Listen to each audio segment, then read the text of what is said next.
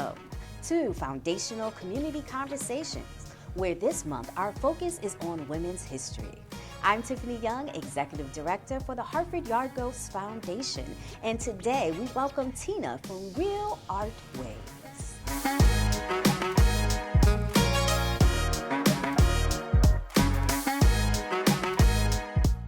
Real Art Ways is what I like to call a hidden gem. It is comparably small in size, but rich in the arts, inclusion, and celebration of differences. Most recently, you created a unique forum using the arts to bring communities together for uncomfortable conversations about social justice, inequities, and in particular, women's rights. It's a bold stance, and creating this platform for conversation has proven to not only be courageous, but necessary as women dedicated to creating history. Welcome, Tina. Tell us a little bit about yourself and what it is that you do here in the community. Awesome. Well, first of all, thank you so much for inviting me to be here. It's a pleasure to work and be in this community and have this conversation with you. I'm Tina Parziale, and I'm the Learning and Engagement Manager at Real Art Ways. A little about what we do as an organization is we focus on bringing arts to the community and kind of creating that back and forth between the artists in our community and nationally with our local community, so the youth, the adults, the seniors, trying to bring everyone together to have these conversations and kind of bridge those barriers that might prevent people from interacting and engaging in the arts.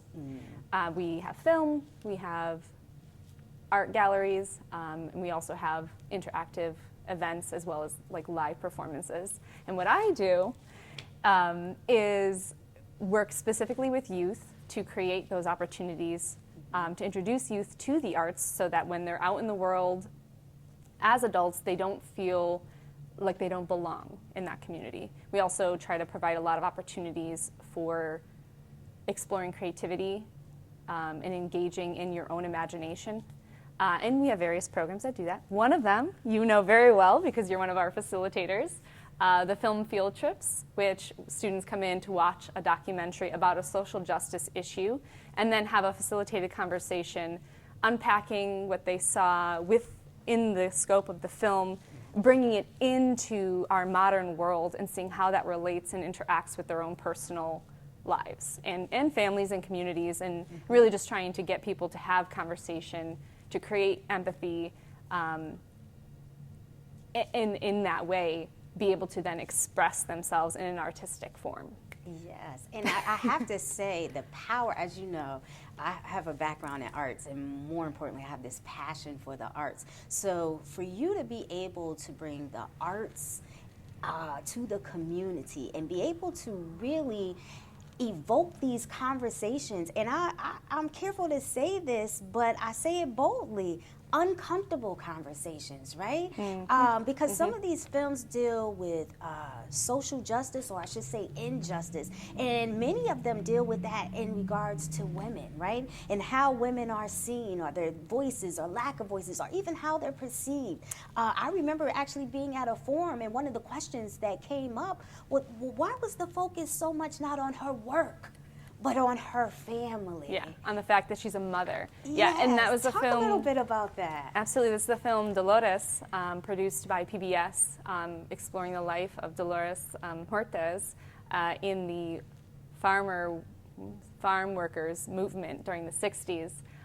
The focus is always on Cesar Chavez, right? And not on her work, right? And even in this documentary that is exploring her work, such a big piece of what is explored is her role as mother, right?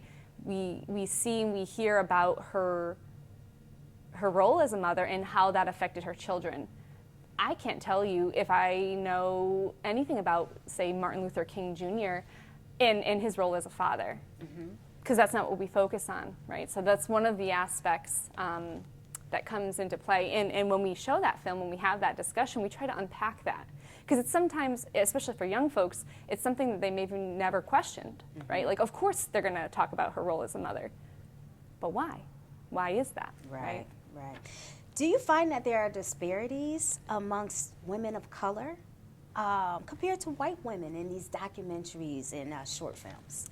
Yes, absolutely. I mean, in the catalog of the films that we show, there's only one film that focuses on a white woman, rather than a woman of color.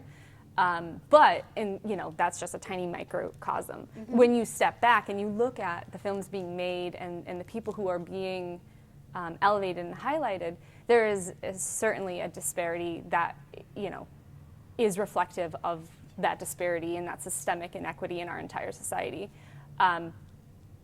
But as far as like the films that we show, we just have Gisela's Legacy, which I think you were able to watch, about a Holocaust survivor. But yes, absolutely. I do think that I do think that there is a shift, especially with like the success of 13th, and all these different other documentaries that are really. Oh, and actually, what's that other one that just came out on Netflix about Colin Kaepernick? That was also directed by the same director. So, so I think that there is a shift, and there is I do think that there is a desire to create more space, right? And I think, as a white woman myself, I think it's my responsibility to help create that space and to amplify those voices, right? So, I mean, yes, I'm speaking right now, but I'm doing it as a way to kind of create space and elevate those voices who are marginalized compared to mine. Yeah, so let me ask you this. What would you tell our young girls, right, who might be watching this, some of these young ladies that might be watching this? What advice would you give them as they have the abilities and the potential to make a mark in history themselves?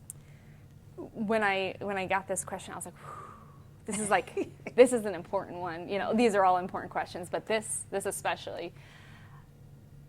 The one kind of piece of advice that I think would resonate and be empowering the most would be when you are taking in media, when you are in the world, whether that's a commercial, a movie, a documentary, a work of fiction, a book, and you don't see yourself represented, keep looking.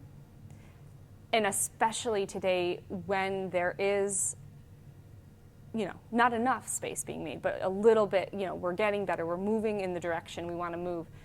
Keep looking. You're going to find your people. You're going to find that inspirational person, that spark that's going to connect you, that's going to help you find that passion and drive you forward.